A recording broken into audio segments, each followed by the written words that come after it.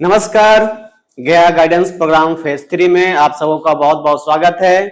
मैं हूं कमलेश कुमार यादव, पब्लिक उच्च विद्यालय रानीगंज, सरस्वती विद्या निकेतन मॉडल स्कूल। आप सबों को मैट्रिक की बेहतर तैयारी कैसे हो, कम समय में अच्छे अंक कैसे लाएं, इसके लिए गया गाइडेंस प्रोग्राम ने एक बहुत अच्छी तैयारी की है जो आप सबों के लिए है। तो आप सब मेरे साथ बने रहें और देखें कि हम किस प्रकार आपको बेहतर दे सकते हैं।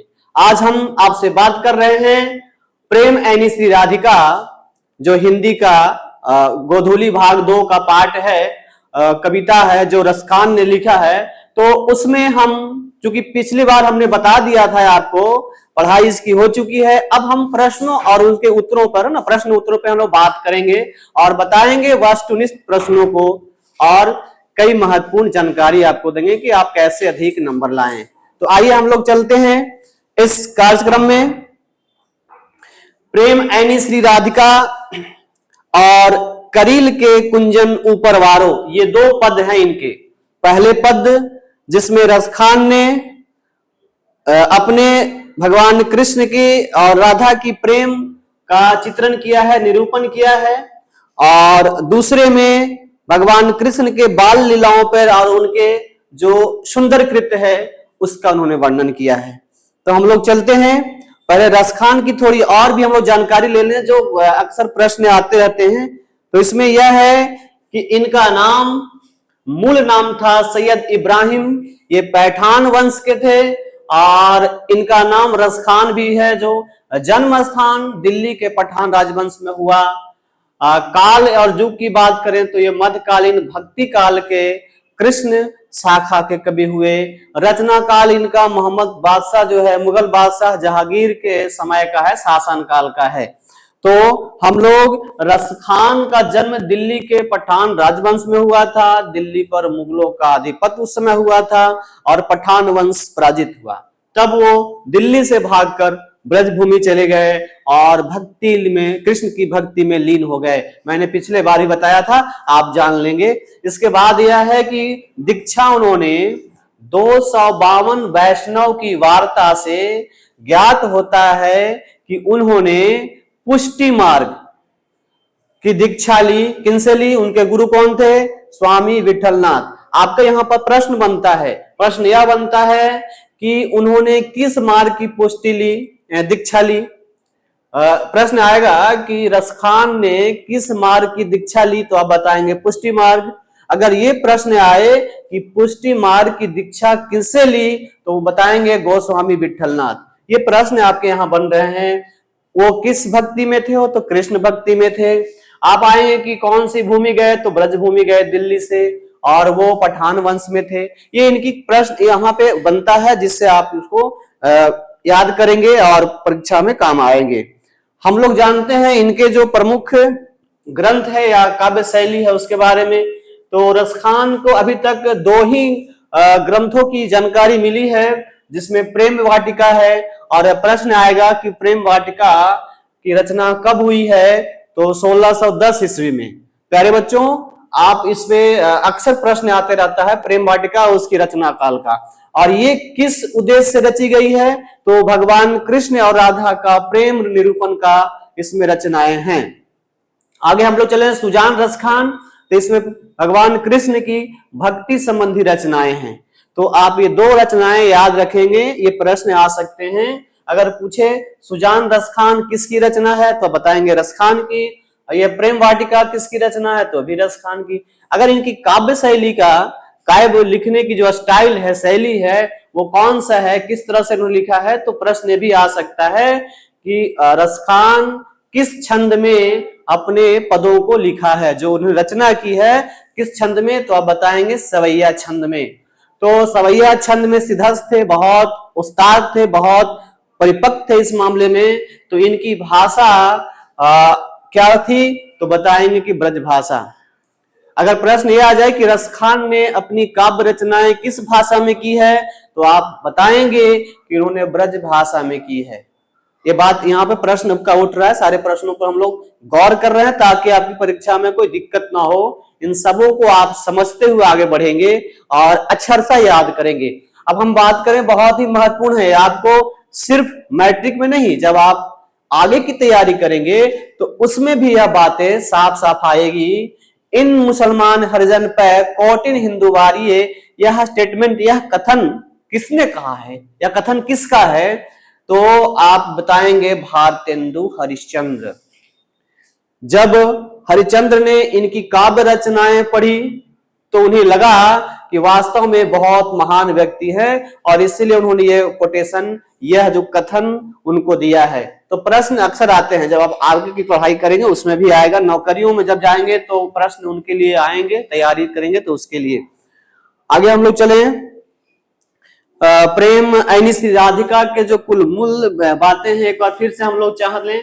कवि रसखान कहते हैं कि श्री राधिका जी प्रेम का खजाना है, गृह है, और नंद नंद यानी भगवान कृष्ण, नंद के पुत्र नंद, तो नंद नंदन कृष्ण साक्षात प्रेम के वर्ण हैं, रंग हैं, और दोनों मिलकर के माली और मालिन हैं, प्रेम रूपी बगीचे का माली और मालिन है। तो ये भी आपके प्रश्न आएंगे कि प्रेम रूपी बगीचा के माली और मालिन कौन है? तो आप बिल्कुल याद रखिए, इसका उत्तर होगा राधा और कृष्ण। श्री राधिका और कृष्ण ये जो हैं प्रेम रूपी बागीचे के माली और मालिन हैं। अब आइए और कुछ बातें इनको हम लोग जान लें। जब से ये कहते हैं कि आंखों का खींचना, जब से भगवान कृष्ण की मनमोहक छवि को देखा है तब से उनकी आंखें बस उन्हीं के बस में हो गई है, अपने बस में नहीं रही, और ऐसे खिंच जाना जैसे धनुष से बाण छूट जाते हैं, ऐसे ही ये प्रेम दिखाता है रसखान की रचनाओं में। चित्तचोर किसे कहा गया, यह भी प्रश्न आ सकता है, तो आप बताएंगे कि भगवान कृष्ण को चित्तचोर कहा है। चित्त, भगवान कृष्ण रूपी चित्तचोर कवि के मन में जो मन रूपी माणिक है उसको चुरा कर ले गए हैं। कवि कहते हैं कि मेरा जो चित्त था, मन था, वो चोरी करके भगवान कृष्ण ले चले गए, इसलिए वो बेमन का हो गए हैं, विरह के फंद में पड़ गए हैं। तो यह भी प्रश्न आपके बनेंगे। पलक न झुकना, जब से उन प्रीतम नंद किशोर से नयन मिले हैं, जैसा कि आप जानते हैं कि पठान वंश और मुगल वंश में लड़ाई हुई, उसके बाद वो भागकर ब्रजभूमि में गए, तो वहां जो भगवान कृष्ण के प्रति भक्ति की है उसमें उन्होंने लिखा है कि जब से उनके प्रति मन लगा है तब तो सिर्फ उन्हीं का चिंतन करते हैं और पलके कभी नहीं झुकते हैं। तो इस तरह से प्रश्न आपके आएंगे। भावार्थ हो गया। अब हम थोड़ी सी करिल के कुंजन ऊपर वारों पे भावार्थ करते हैं और हम लोग सीधे चलेंगे प्रश्न उत्तर पर। आप देखते रहें, बने रहें। हम प्रश्नों को कैसे हल करेंगे बेहतर कि आपकी मैट्रिक में अच्छे अंक आए, उस पर हम लोग बात करेंगे। लेकिन इससे पहले थोड़ी सी जानकारी और ले लें इस संदर्भ में कि करिल के कुंजन ऊपर वारों के भावार्थ क्या होंगे, इसका मतलब क्या हुआ। इस सवैये में मैंने बताया था कि ये सवैया का बहुत ही उस्ताद थे, सिद्धस्थ थे। ये सवैया है, दूसरे पद है वो सवैये का है। तो इस सवैये में भगवान कृष्ण की और ब्रजभूमि के प्रति अनन्य भक्ति यहाँ पे दिखाते हैं रसखान। वो कहते हैं लाठी और कंबल, यदि मुझे भगवान कृष्ण की लाठी और कंबल मिल जाए तो मैं तीनों लोक के राज को त्यागने के लिए मैं तैयार हूं। बिल्कुल, इसे मैं रख नहीं सकता है, सब कुछ छोड़ सकता हूं, सिर्फ भगवान कृष्ण की लाठी मिल जाए और कंबल मिल जाए, जो बचपन में वो गैया चराते थे। ऐसे प्रेम दिखाते हैं रसखान। आगे बात करूं तो नंद की गायें, भगवान कृष्ण के जो पिता हुए नंद, उनकी गैया को चराने का अगर अवसर रसखान को मिल जाए तो उनके आगे 8 सिद्धियां और 9 निधियां को त्यागने के लिए वो बिल्कुल तैयार हैं। यह भी बात इस रसखान ने इस सवैये में लिखी है। आगे हम लोग बात करते हैं कि उन्होंने और क्या कहा है। अब देखिए ये प्रश्न आपको आएंगे। क्या प्रश्न है? कलधौत का मतलब क्या होता है? कलधौत के धाम का अर्थ क्या होगा? तो इसे समझना है, करोड़ों अरबों महल, सोने के महल को, इस व्यवस्था को हम लोग कलधौत कहते हैं। तो क्या कहते हैं? ब्रज की करील कंटीली झाड़ियों के ऊपर, अगर कहते हैं कि जो कंटीली झाड़ियां जहां भगवान कृष्ण खेला करते थे, बंसिया बजाया करते थे, उस जगह अगर हमें मिल जाए फिर से, तो हम संसार के करोड़ों रुपए का जो सोने का महल है उसको भी छोड़ने के तैयार हैं। इस तरह की वो अपनी भावना प्रकट कर रहे, भगवान कृष्ण के प्रति अनन्य प्रेम का यहाँ पे उन्होंने अपना परिचय दिया है। अब हम लोग आगे बढ़ते हैं और देखते हैं ये प्रश्न उत्तर को। तो सबसे पहले प्रश्न आपके दीर्घ उत्तरीय भी हो सकता है, या फिर जैसे आप देख पाएंगे इसको उस तरह का है।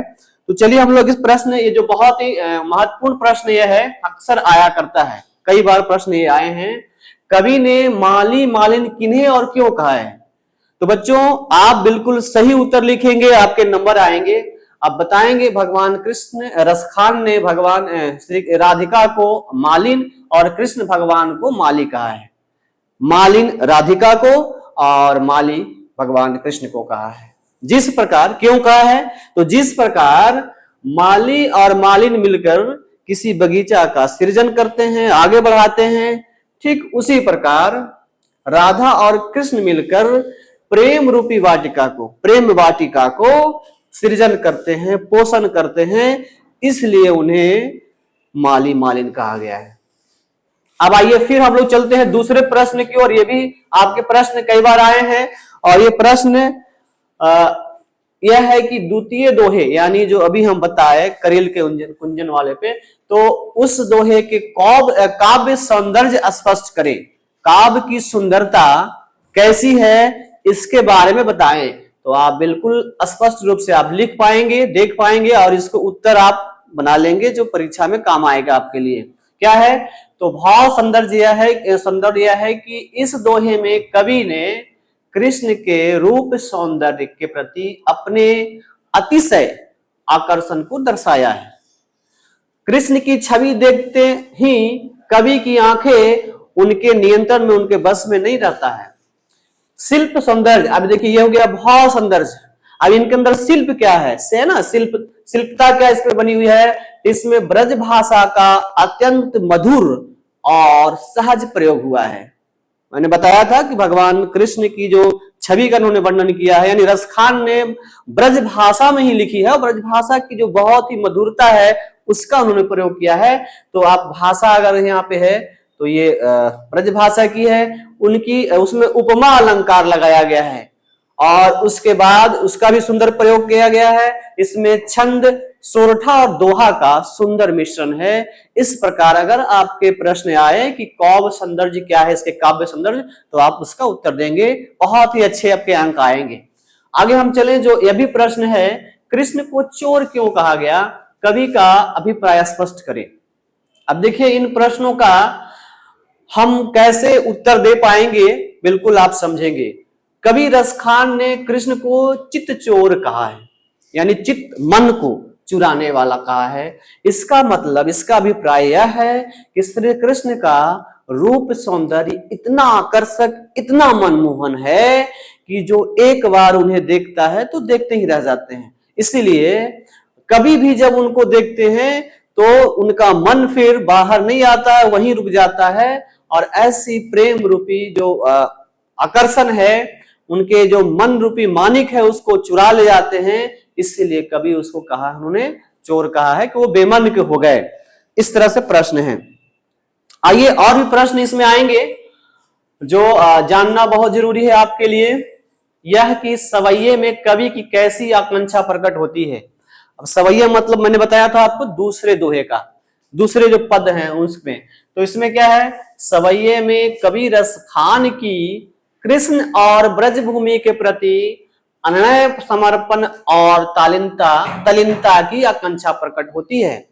कवि कृष्ण से जुड़ी साधारण वस्तुएं, अब देखिए भगवान कृष्ण की जो लाठी है, कंबल है, गायें हैं, और ब्रज के प्राकृतिक स्थलों जो आसपास में क्या है, तो वहां वन है, बाग हैं, तालाब हैं, करील जो झाड़ियां हैं वहां के, उन सब के सुख के सामने संसार के सारे सुखों को छोड़ देना चाहते हैं, त्याग देना चाहते हैं। इतनी बड़ी उनके पास प्रेम है भगवान कृष्ण के प्रति, और वो कहते हैं कि तीनों लोगों का राजपाट सब छोड़ देंगे, 8-9 सिद्धियां निधियां सब, और स्वर्ण महलों को भी वो तुच्छ मानते हैं।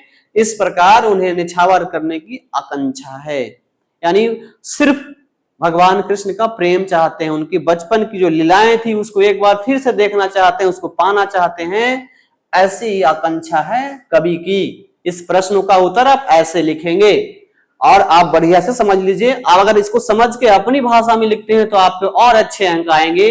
पहले समझ आपको होनी चाहिए इस मुद्दे पे। अब आइए, जो बहुत महत्वपूर्ण बातें हैं वह यह है कि व्याख्या करें। अगर आपको व्याख्या करने की बात कही जाए तो व्याख्या करेंगे, सप्रसंग व्याख्या करने की बात कही जाए तो उसमें और प्रसंग जोड़ेंगे आप। यह प्रस्तुत पंक्तियां यहां से ली गई है, कहां से ली गई है, तो दिगंत भाग 2 से। किस पाठ से ली गई है, तो पाठ का नाम बताएंगे आप कि वो प्रेम श्री राधिका, उसके लेखक कौन है, कवि कौन है, तो वो है रसखान है। उसमें कहां से बात कही गई है, तो जब ये वाली बात है, इस तरह से पूरी आपको विस्तृत देना है, प्रसंग संदर्भ देना है। लेकिन यहाँ पे व्याख्या की जब बात कर रही है तो व्याख्या क्या है, मन पावन चित चोर पलक ओट नहीं करी सको। अब इसकी व्याख्या करें, क्या कैसे करेंगे। कवि कहते हैं कि जब से कृष्ण, श्री कृष्ण रूपी चितचोर ने उनके पवित्र मन को चुराया है, तब से उनकी आंखें कृष्ण के दर्शन में ही लगी रहती हैं। कभी अपने नेत्रों के सामने से कृष्ण की सुंदर मूर्ति को एक पल के लिए भी ओझल नहीं होने देना चाहते हैं, और वो पलक झपकाना भी नहीं चाहते हैं, ताकि उनके भगवान के दर्शन में कोई दिक्कत ना हो, कोई बाधा ना हो। इस तरह से प्रश्न का ये व्याख्या करेंगे। आप इसमें और शब्दों को अगर लगता है तो जोड़ सकते हैं, और लेकिन अपनी इसके जो मूल तत्व है उसको छोड़ना नहीं है, उसको हटाना नहीं है। आगे दूसरे जो हम लोग व्याख्या करेंगे तो क्या है, रसखानी कबो इन आखन सो ब्रज के बान बाग तड़ाग निहारो। क्या है, रसखानी है ना, इसकी व्याख्या करें तो व्याख्या कैसे करेंगे। अगर साफ प्रसंग व्याख्या करेंगे तो इसमें भी वही बात लिखेंगे हम लोग, या प्रस्तुत पंक्तियां हमारे पाठ पुस्तक गोदोली भाग 2 के प्रेम श्री राधिका पाठ के जो है उसको सारी बातें लिख देना है। लेकिन अगर सिर्फ व्याख्या कहें तो इसमें कहिएगा, इसमें रसखान अपनी तीव्र उत्कंठा प्रकट करते हुए कहते हैं, न जाने वह शुभ दिन कब आएगा जब इन भौतिक आंखों से ब्रजभूमि के पवित्र वनों को, बगीचों को, तालाबों को देख सकेंगे। वह बचपन की जो बाल लीला है भगवान कृष्ण का, वो साक्षात दर्शन कब होगा, वो दिन कब आएंगे। ऐसे कवि की कितनी प्रेम रूपी भावना यहाँ पे प्रदर्शित हो रही है, दिख रही है। और वो कहते हैं कि वो ब्रज की प्राकृतिक सौंदर्य में लीन होकर कृष्ण की उपस्थिति की अनुभूति करना चाहते हैं, कृष्ण की जो वास्तविक जीवन था उससे वो जुड़ना चाहते हैं। ऐसी ये यहाँ पे व्याख्या है इसके मतलब। अब हम लोग थोड़ा वस्तुनिष्ठ प्रश्नों को जानेंगे जो आपके लिए बहुत ही महत्वपूर्ण है। और ये इसलिए महत्वपूर्ण है क्योंकि आप तो जानते हैं कि आपके आधा जो होते हैं प्रश्नों 50 अंक का, इसमें आपके ऑब्जेक्टिव होंगे यानी वस्तुनिष्ठ होंगे, तो इसमें आप बहुत अच्छे अंक ला सकते हैं। और इसके आधार पे आप सब्जेक्टिव यानी विषय वस्तुनिष्ठ प्रश्नों को भी हल कर सकते हैं जब आपको ये सब बातें याद रहेंगी। तो चलिए हम लोग चलते हैं। प्रश्न है, प्रेम ऐनी श्री राधिका शीर्षक कविता के रचयिता कौन है, तो क्या उत्तर होगा, रसखान। बिल्कुल सही है। अब आइए, रसखान किस काल यानी युग के कवि हैं, तो क्या उत्तर होगा, भक्ति काल। बिल्कुल सही जवाब। अब हम आगे बात करें, रसखान किस राजवंश में उत्पन्न हुए थे, तो क्या बताए थे बच्चों अभी, गुड, ये है दिल्ली के पठान राजवंश। बहुत सुंदर। अब आगे आप लोग जवाब दीजिएगा। रसखान को पुष्टि मार्ग, यहाँ पे पुष्टि हो गया है, पुष्टि मार्ग में दीक्षा किसने दी, बताए थे अभी, हाँ बिल्कुल सही। तो कौन होंगे, गोस्वामी विठलनाथ, जो उनके गुरु हुए, दीक्षा गुरु भी प्रश्न आएंगे कि उनके दीक्षा गुरु कौन हुए, तो आप बताएंगे इनके। रसखान के का रचना काल किस मुगल बादशाह के समय हुआ था, जहांगीर। बिल्कुल सही। प्रेम वाटिका पुस्तक की रचना कब हुई थी, तो 1610 ईस्वी में। बिल्कुल सही उत्तर है। और 1610 में इनकी प्रेम वाटिका, ऐसी भी उलट सकता है प्रश्न। अब देखिए, अभी जो बताया था प्रश्न आ गया फिर आपके पास, और ये प्रश्न यह है, इन मुसलमानन हरिजनन पै कौटिन हिंदू वारिये, यह कथन किसका है। तो बच्चों ये बहुत ही महत्वपूर्ण प्रश्न है, अक्सर प्रश्न आते रहते हैं। तो क्या उत्तर होगा, भारतेंदु हरिश्चंद्र। ये उनके स्टेटमेंट देने वाले हैं, कथन कहने वाले हैं। रसखान ने कृष्ण का लीला गान मुख्य रूप से किस छंद में किया है? तो बताए थे कि वो सवैये का उस्ताद थे, सिद्धस्थ थे, महत्वपूर्ण व्यक्ति थे उस मामले में, तो सवैया। चलिए आगे चलते हैं और अगला प्रश्न है कि सुजान रसखान किसकी प्रसिद्ध रचना है? क्या आप बता पाएंगे? गुड, बिल्कुल सही, आपने कहा रसखान की। तो ये जो है अगला प्रश्न है, कवि ने प्रेम का खजाना यानी प्रेम ऐनी किसे कहा है? तो आपको बताया था अभी ना, प्रेम ऐनी श्री राधिका प्रेम वर्णनंदन, तो प्रेम ऐनी मतलब खजाना राधा के लिए, सही उत्तर है राधा को। और प्रेम का रंग किसे कहा गया है? तो भगवान कृष्ण को। ये आपके प्रश्नों का जो है उत्तर है। आगे फिर हम लोग चले अगले प्रश्न की ओर, और ये देखिए प्रश्न है कि कवि के अनुसार चित्तचोर कौन है? कौन है? वाह, वेरी गुड, श्री कृष्ण है, सही आपने उत्तर दिया। अब देखिए अभी प्रश्न आता है, लकुटी शब्द का क्या अर्थ है? तो लकुटी कहते हैं छोटी जो लाठी होती है ना, जो लोग जानवरों को हाँकने के चराने के लिए इस तरह से, तो वो उसे लकुटी कहा गया है, छोटी लाठी को। देहाती भाषा में से छकुनी भी कहते हैं। तो ये चीजें आप समझ पाएंगे, अपने अपने क्षेत्र में अलग ढंग से बोली जाती है। अब आइए, कवि रसखान की जो है अगला प्रश्न है कि कवि रसखान तीनों लोकों का राज किस पर त्याग करने को तैयार हैं? तो इसमें क्या उत्तर होगा? कृष्ण की लाठी और उनकी कमरिया। कमरिया मतलब कंबल, ब्रज भाषा में कमरिया कहा गया, हम लोग उसको कंबल कहेंगे। तो उनकी लाठी और कंबल पे कृष्ण ये रसखान तीनों लोगों का राज त्यागना चाहते हैं। अगला प्रश्न है, अगले प्रश्न में है कि नंद की गाय चराने के बदले कवि को क्या भुलाने के लिए तैयार है कवि? इसका उत्तर क्या है? आठों सिद्धि और नवनिधि। ठीक है बच्चों, अच्छा लग रहा है? बहुत सुंदर, बने रहिए और हम लोग जानेंगे कलधौत के धाम का अर्थ क्या है। कलधौत के धाम का अर्थ क्या होगा? तो इंद्र या सोने के महल। इंद्र के जो महल हैं उसे इंद्रलोक कहते हैं, या फिर सोने के महल। इन दो चीजों को हम लोग कलधौत कहते हैं। ये कलधौत भी त्यागने के लिए तैयार हैं, इस तरह से आया है। क्या आया है? तो रसखान ब्रज के करील के कुंजों पर क्या निछावर करना चाहते हैं? तो इसका उत्तर होगा करोड़ों सोने के महल, जिसको हमने अभी कलधौत कहे हैं। तो क्यों त्यागना चाहते हैं? तो उनका यही है कि वो आसपास जो करील के कुंजन जो झाड़ियां हैं उसका दर्शन हो जाए। बचपन में जो भगवान कृष्ण वहां खेलते थे, लुकाते थे, इस तरह सारी चीजों का। अब आइए एक और प्रश्न है जो है व्याकरण भी है, संस्कृत का भी है। तड़ाग शब्द का क्या अर्थ होगा? तो तड़ाग का जो है वो तालाब का पर्यायवाची शब्द है ना, उसे ही कहा गया है। रसखान की भक्ति किस भाव में या किस भक्ति में थी? तो रसखान भगवान कृष्ण की भक्ति में लीन थे, इसलिए कृष्ण भक्ति कहलाएगी। उसके बाद अगला प्रश्न है, कवि का मन रूपी माणिक कौन चुरा ले गया? तो इसका उत्तर क्या होगा? नंद नंदन, यानी नंद नंद भी कह सकते हैं, नंद का पुत्र नंद। तो कृष्ण भगवान को कहा गया है नंद नंदन यानी कृष्ण। 252 वैष्णव की वार्ता में रसखान के किस बात का पता चलता है? ये प्रश्न भी आ सकते हैं कि पुष्टि मार्ग का उन्होंने जो दीक्षा ली, ये जानकारी कहां से मिली? तो आप इसका उत्तर लिखेंगे 252 वैष्णव की वार्ता में। एक पुस्तक का नाम है, आप हिंदी साहित्य के इतिहास पढ़ेंगे तो आपको जानकारी मिलेगी, बहुत सारे उनमें इतिहास जैसा ही कुछ बातें लिखी गई है।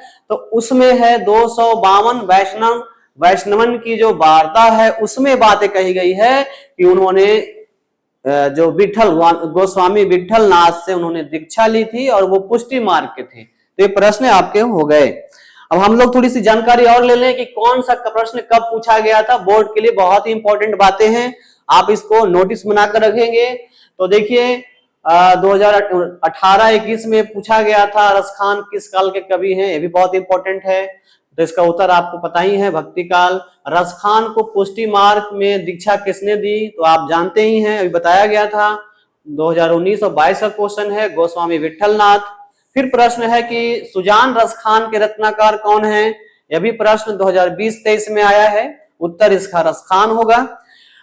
इन मुसलमानन हरजन पै कोटिन हिंदूवार ये किसने कहा? यह भी प्रश्न है, बहुत बार आया है, 19 में आया, 22 में, 24 में आया। यह भी इंपॉर्टेंट है, क्वेश्चन आ सकता है, इसको देख लेंगे। भारतेंदु हरिश्चंद्र, ये भी बहुत महत्वपूर्ण जो है, 3 बार देखिए आ चुका है, 2020 में, 22 में, 23 में। क्या है? रसखान ने माली मालिन किसे कहा है? तो राधा और कृष्ण को। कभी रसखान किसके अनन्य भक्त थे? तो किसके थे? श्री कृष्ण के, बिल्कुल सही। अब देखिए ये भी वस्तुनिष्ठ प्रश्नों में जो कुछ क्वेश्चन आते हैं जो आपके लिए बहुत महत्वपूर्ण है, वह यह है कि कवि ने माली मालिन किन्हें और क्यों कहा है। तो ये प्रश्न आप मैंने बता चुका है आपके लिए, बहुत ही महत्वपूर्ण है, इसको आप नोटिफाई कर लेंगे, याद कर लेंगे, इस तरह के प्रश्न आ सकते हैं। फिर यह भी प्रश्न है कि कृष्ण को चोर क्यों कहा गया है? कवि का अभिप्राय स्पष्ट करें। यह भी प्रश्न बहुत महत्वपूर्ण है आपके लिए। और सवैये में कवि की कैसी भावना, कैसी आकांक्षा प्रकट होती है, भावार्थ बताते हुए स्पष्ट करें। यह भी आपके लिए प्रश्न महत्वपूर्ण है। और इन सभी प्रश्नों को हमने आपको पीछे अभी जो कक्षाएं चल रही हैं उसमें बताया है। आप अगर इसको अच्छी तरह से पढ़ लेंगे तो मुझे विश्वास है कि इसमें कहीं आपके कोई दिक्कत नहीं, अब आपका नंबर बहुत अच्छे आएंगे, इस पे आप तैयारी कर लेंगे। तो इस तरह से हमारा आज का जो कार्यक्रम था, जिसमें प्रेम यानी श्री राधिका पाठ और दूसरी जो करील के कुंजन उपहार, उसके सारे कवि परिचय, उसके सारांश और उसके भावार्थ करते हुए प्रश्न उत्तर पर हम लोग बात किए हैं। मुझे आशा है कि आपको गया गाइडेंस प्रोग्राम का यह जो कार्यक्रम है बहुत अच्छा होगा। अपने जीवन में आप अच्छे अंक लाएं। इन्हीं शुभकामनाओं के साथ बहुत बहुत धन्यवाद।